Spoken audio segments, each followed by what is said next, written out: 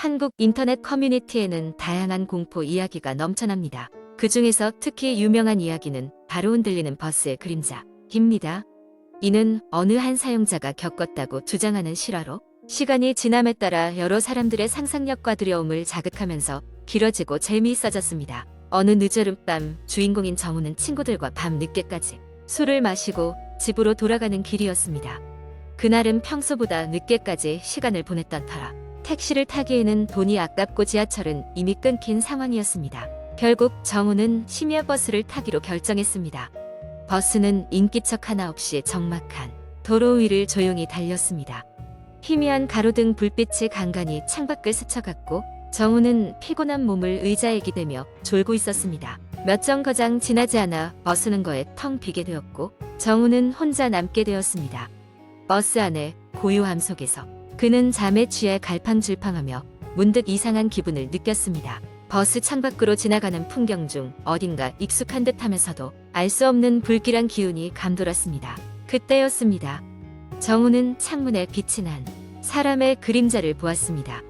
그것은 사람의 형상을 하고 있었지만 불길하게도 머리가 없는 형상처럼 보였습니다. 놀란 그는 주위를 두리번거렸지만 버스 안에는 그 외에 아무도 없었습니다. 놀란 마음을 가라앉히려 했었지만 그 그림자는 저 멀리 창밖에 또 나타났습니다. 이번에는 더 많은 형상들이 보였고 모두 머리가 없는 모습이었습니다. 정우는 눈을 비비며 정신을 차리려 했지만 점점 더 또렷해지는 그 불가사의한 형상들은 사라지지 않았습니다. 그는 공포에 떨며 그 그림자들을 외면하려 했지만 그 형상들은 더욱 가까워지고 있었고 아주 짧은 순간마다 그의 눈앞에 나타났다 사라지길 반복했습니다. 마침내 버스가 그의 정류장에 도착했을 때 정우는 놀란 마음에 싸늘한 공기가 흐르는 거리로 급하게 뛰쳐나왔습니다. 버스가 멀어지며 그 그림자들이 버스 안에서 그를 배웅이라도 하듯 서 있는 장면이 그의 눈에 마지막으로 포착되었습니다. 집에 도착한 정우는 이 사건이 그것은 그날 함께 술을 마셨던 친구들 중 한 명으로부터 온 것이었습니다. 친구는 불안에 떨며 정훈에게 물었습니다. 혹시 너도 그 버스 봤어? 친구의 말에 따르면 그 버스를 타고 집에 돌아가는 길에 자신도 머리 없는 그림자들을 보았고 그 후로 이상한 일이 계속되고 있다는 것이었습니다. 그 후로도 정훈과 그의 친구들은 이상한 일을 계속 겪게 됩니다. 낮에는 흔하게 주변을 맴도는 그림자들은 점점 그들의 생활에 침투해 들어왔고 밤이 되면 창문 밖을 바라보는 것이 두려웠습니다. 형체가 없는 무엇인가가 그들을 보고 있다는 느낌을 떨칠 수가 없었기 때문입니다. 결국 그들은 인터넷 커뮤니티에 자신의 경험을 공유하게 되었습니다. 그들뿐 아니라 많은 사람들이 같은 버스를 타고 같은 경험을 했다는 사실을 알게 되었고 버스에 얽힌 기이한 이야기를 듣기 시작했습니다. 전해지는 이야기로는 몇 년 전 그 심야 버스가 사고로 전복되면서 많은 사람들이 목숨을 잃었고 그들의 원혼이 지금도 그 버스를 배회하고 있다는 것이었습니다. 정훈과 친구들은 그 후로 더 이상 그 버스를 타지 않게 되었고 이야기는 점점 더 퍼져나가며 버스를 타는 모든 사람들의 공포를 자극하게 되었습니다. 누구도 그 버스가 나타날 때까지 머리 없는 그림자들의 비밀을 밝혀지지 않았고 이 이야기는 여전히 많은 사람들 사이에서 회자되고 있습니다. 그 버스를 끝까지 타본 사람만이 그 이야기의 진실을 알 수 있을지도 모릅니다. 두 번째 이야기 한국에서는 다양한 공포썰이 인터넷에서 회자되곤 합니다. 그 중에서 가장 유명한 테마 중 하나는 흉가 방문기입니다. 이제 그 이야기를 길게 풀어보겠습니다. 나는 대학 시절 친구들과 함께 무서운 이야기를 즐겨 듣곤 했다. 우리들 사이에서 가장 용감하다고 자부하던 민수가 어느 날 밤 특별한 제안을 했다. 우리 이번 주말에 흉가 한번 가볼래? 민수의 제안에 우리는 조금 망설였지만 결국 호기심이 이겼다. 그렇게 우리 4명은 흉가 탐험을 결정하게 되었다.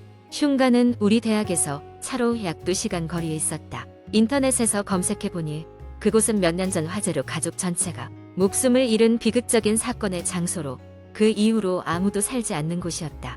밤이 깊어지자 우리는 출발했다. 차 안에서는 긴장감이 감돌았다. 다른 친구들은 장난스럽게 이야기를 주고받았지만 나는 괜스레 부담이 느껴졌다. 가끔씩 선명하게 보이는 달빛이 도로를 비출 때마다 온몸에 소름이 돋았다. 도착한 곳은 더없이 을씨년스러웠다. 폐허가 된 집은 자연의 일부가 된 듯 잡초와 덩굴에 뒤덮여 있었다. 누군가의 장난인지 창문 하나는 반쯤 열려 있었고 희미하게 흘러나오는 바람 소리가 귀신의 속삭임처럼 들렸다. 우리는 손전등을 켜고 조심스럽게 안으로 들어섰다. 거실은 불에 그을린 자국으로 덮여 있었고 가구들은 모두 부서져 있었다. 무엇보다도 벽에 걸린 가족 사진들이 너무도 음산했다. 화재 전의 일상적인 모습들이 비극의 그림자로 어두워져 보였다. 우리는 여러 방을 둘러보았지만 특별한 것은 찾을 수 없었다. 그러나 지하실로 내려가는 문을 발견했을 때 모두가 얼어붙고 말았다. 문은 잠겨 있었지만 민수가 힘을 줘 문을 열려고 시도하자 부서지듯이 열렸다. 지하실은 차가운 공기와 무거운 침묵으로 둘러싸여 있었다. 우리는 손전등을 비추며 계단을 내려갔다. 아래에서는 더 이상한 냄새가 났다. 부패한 냄새, 그리고 다른 무엇인가가 섞인 것. 같은 기분 나쁜 향이었다. 지하에 도착한 우리는 한 곳에 멈춰섰다. 작은 제단 같은 것이 있었고 그 위에는 이상한 상징들이 그려져 있었다. 그 순간 어디선가 갑작스러운 발소리가 들렸다. 모두가 긴장하며 소리의 방향을 주시했다. 급작스럽게 손전등이 꺼졌고 눈앞이 캄캄해졌다. 나는 심장이 터질 듯이 뛰는 소리를 분명히 들을 수 있었다. 우리는 곧바로 그 장소를 벗어나기로 결정했다. 어둠 속에서 비틀거리며 출구를 향해 필사적으로 달렸다. 가까스로 차에 돌아온 뒤 우리는 숨을 고르며 서로의 안부를 확인했다. 그 누구도 방금 일어난 일에 대한 설명을 할 수 없었다. 결국 우리는 그날 밤 2번 다시 흉가에 가지 말자는 다짐을 하게 되었다. 오랜 시간이 흘렀지만 그때의 기억은 여전히 생생하다. 설명할 수 없는 그 느낌들, 어둠 속에서 우리를 쫓던 그것의 정체는 무엇이었을까? 친구들과의 모임에서 가끔 이 이야기가 나오면 우리는 모두 썰렁한 농담으로 덮어두려 했지만 그날의 경험은 절대로 쉽게 잊혀지지 않았다. 이후에도 여러 공포 체험담을 들었지만 직접 경험한 그날의 사건만큼 무서운 적은 없었다. 아마도 진정한 공포란 설명할 수 없는 무언가에 대한 체험 그 자체일 것이다. 세 번째 이야기. 어느 조용한 시골 마을에 사는 저에게는 어렸을 때부터 친하게 지낸 친구들이 있었습니다. 학교도 함께 다니던 친구들은 나중에 각자의 길을 가게 되어 서울로, 부산으로 혹은 외국으로 떠나갔지만 그래도 우리는 1년에 한 번씩은 꼭 고향에 모여 함께 시간을 보내곤 했습니다. 그렇게 매년 이어지던 우리의 전통이 어느 해에는 조금 특별한 방식으로 계속되었습니다. 그해의 여름은 무척이나 더웠습니다. 우리는 시원한 밤바람을 쐬며 야외에서 캠핑을 하기로 했는데 마침 마을 근처에 오래된 폐가가 하나 있다는 얘기를 들었습니다. 그 집은 몇십 년 전 무슨 이유에서인지 갑자기 사람들이 사라지고 폐가가 되어버린 집이었고 그 이후로는 아무도 들어가지 않았다는 소문이 돌고 있었습니다. 물론 이런 이야기는 우리 같은 친구들 사이에서는 호기심을 자극하기에 충분했습니다.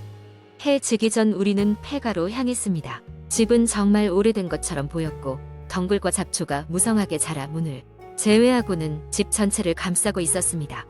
우리는 손전등을 하나씩 챙기고 문을 열었습니다. 문이 삐걱거리며 열리는 소리 하나만으로 도든골이 오싹한 기분이 들었습니다. 집 안으로 들어가자 공기가 무겁고 눅눅했습니다. 먼지와 거미줄이 여기저기 가득했고 가구들은 세월의 흔적이 고스란히 드러난 채로 방치되어 있었습니다. 우리는 각자 손전등을 들고 집 안을 둘러보기 시작했습니다. 방마다 특이한 그림이나 물건들이 놓여 있었고 마치 종이 가면을 쓰고 있는 듯한 인형들이 소파에 가지런히 앉아 있었습니다. 조금 더 집안을 살펴보던 중 우리는 이상한 느낌을 받았습니다. 분명 우리 5명이 들어왔는데 어디선가 다른 발소리가 들리는 것 같았습니다. 누군가의 장난이 분명하리라 생각하며 우리는 누구야? 장난치지 마 라고 소리쳤는데 대답은 없었습니다. 몇몇 친구들은 그냥 집 밖으로 나가자고 했지만 남은 친구들은 더 둘러보고 싶은 마음에 계속해서 안으로 들어갔습니다. 한 친구가 2층으로 올라가려는 순간 갑자기 계단에서 쿵소리가 났고 우리는 깜짝 놀라 소리 지르며 모여들었습니다. 친구는 계단에 걸려 넘어졌는데 바닥에는 오래된 사진첩 하나가 떨어져 있었습니다. 호기심에 그 사진첩을 열어본 우리는 깜짝 놀라고 말았습니다. 사진 속에는 우리 마을 사람들이 가족들과 함께 찍은 사진들이 모여 있었는데 마지막 장에는 우리가 들어온 그날의 날짜와 함께 우리가 방금 전까지 있던 방에 모습이 그대로 찍혀 있었던 것입니다. 우리 모두 한 곳에 모여 당황하던 중 벽에 걸린 거울에 비친 우리의 모습 사이로 누군가가 서 있는 듯한 형체를 발견했습니다. 그 순간 우리는 덮쳐오는 공포를 억누를 수 없었고 곧바로 집 밖으로 달아났습니다. 밖으로 나오자 밤 공기가 유달리 차갑게 느껴졌습니다. 우리는 심장이 터질 듯이 뛰는 것을 느끼며 마을로 돌아왔고 그날 밤 아무도 잠을 이룰 수 없었습니다. 그 후로도 우리는 그 집에 대해 이야기하는 것을 피했고 자연스럽게 고향에서의 모임은 더 이상 열리지 않게 되었습니다. 몇 해가 지나 마을에 들른 적이 있었습니다. 그때 그 폐가는 이미 어무러지고 없어진 상태였지만 그날의 기억은 여전히 생생하게 남아있는 듯한 느낌이 들었습니다. 나중에 알게 된 사실이지만 그 집은 과거에 비극적인 사건이 있었던 곳으로 그로 인해 사람들이 하나 둘 떠나게 되어 버린 곳이었습니다. 어쩌면 그때의 우리는 그 집에 남아있는 사연을 어렴풋이 체험하게 된 것인지도 모르겠습니다.